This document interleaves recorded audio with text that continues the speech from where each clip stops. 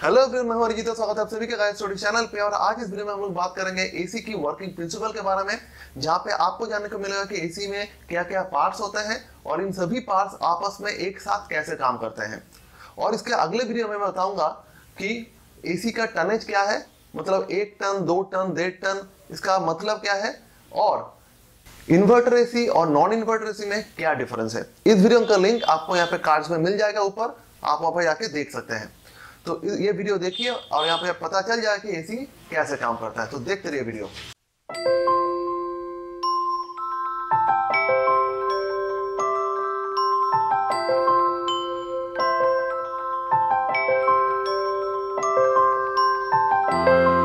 तो दोस्तों, पहले जान लेते हैं कि एसी में क्या क्या पार्ट्स होते हैं। आपके घर के अंदर की तरफ जो एसी का इंडोर यूनिट है, या आप विंडोज के बारे में बात करेंगे तो अंदर की तरफ जो है, सामने की तरफ जो है, उसमें आपको मिल जाता है एक थर्मोस्टेट, जो कि नॉर्मल एसी के लिए है। और इन्वर्टर एसी के लिए ऐसा कुछ थर्मोस्टेट नहीं मिलता है, उसमें इन्वर्टर नाम का एक सेंसर आपको बाहर के यूनिट की तरफ आपको मिल जाएगा। तो इंडोर यूनिट में, नॉर्मल एसी में, एक इंडोर यूनिट में आपको मिलता है एक फिल्टर जिसमें से हवा निकलता है, फ्रेश एयर निकलता है, और मिल जाता है आपका इवापोरेटर। और अगर बाहर की, मतलब आउटडोर यूनिट की अगर बात करें, नॉर्मल विंडो एसी में आपको ये बाहर की तरफ या पीछे की तरफ आपको मिलेगा एक कंप्रेसर और उसके साथ कंडेंसर एंड ड्रायर।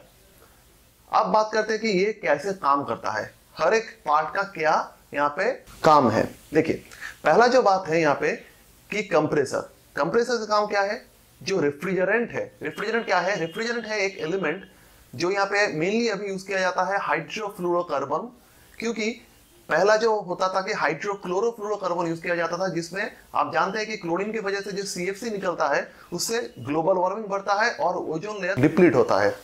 तो अब यूज किया जाता है HFC, जिससे ग्लोबल वार्मिंग थोड़ा सा कम हुआ है। और जिसका एक एग्जांपल की तरफ से अगर बोलूं तो यहाँ पे यूज होता है R410A, जो कि अभी बहुत सारे एसीज में यूज होता है। तो इसमें पहला क्या होता है कि जो रेफ्रिजरेंट है वो जाता है कंप्रेसर पे, और कंप्रेसर का काम क्या है, इसको हाई प्रेशर में कंप्रेस करके इसका जो वॉल्यूम है उसको कम कर देना। और इस हाई प्रेशर जो रेफ्रिजरेंट है गैसियस स्टेट में, वो जाता है कंडेंसर पे, और कंडेंसर पे इसका जो टेम्परेचर है वो बाहर के टेम्परेचर से गर्म होता है और ज्यादा टेम्परेचर की होता है। इसकी वजह से क्या होता है, ये बाहर टेम्परेचर के छोड़ता है। इसीलिए आप देखेंगे कोई भी अगर आउटडोर यूनिट के सामने से आप जाएंगे तो आप गर्म हवा महसूस करेंगे, क्योंकि जो बाहर जो कंडेंसर लगा हुआ होता है उसका जो टेम्परेचर है वो बाहर के टेम्परेचर से ज्यादा गर्म है, इसीलिए वो अपने टेम्परेचर को बाहर छोड़ता है। और इसके वजह से जो अंदर जो रेफ्रिजरेंट है वो ठंडा होता है और धीरे धीरे लिक्विड स्टेट में ये पहुंच जाता है। इसके बाद ये जो लिक्विड रेफ्रिजरेंट है वो जाता है ड्रायर के अंदर से, और ड्रायर के अंदर पे जाने से क्या होता है कि इसके अंदर जो भी मॉइस्चर है वो एब्जॉर्ब हो जाता है ड्रायर में, जिसकी वजह से आप देखते हैं कि एसी के पीछे से पानी निकलता है, वो इसी मॉइस्चर धीरे धीरे पानी बनाता है। ठीक है, इसके बाद वो लिक्विड जो रेफ्रिजरेंट है वो जाता है एक्सपेंशन ट्यूब में, जहां पे क्या होता है कि इसका जो कंप्रेस हुआ था उसका प्रेशर रिलीज होता है और ये एक्सपैंड करता है।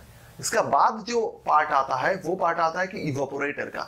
इवेपोरेटर में क्या होता है कि जैसे आप जानते हैं कि रेफ्रिजरेंट ठंडा होकर इवेपोरेटर में जा रहा है, लेकिन घर के अंदर तो गर्मी है, इसीलिए क्या होता है कि टेम्परेचर डिफरेंस की वजह से घर की जो हवा है ये ठंडा हो जाता है, जो कि इवेपोरेटर के संपर्क में आने से।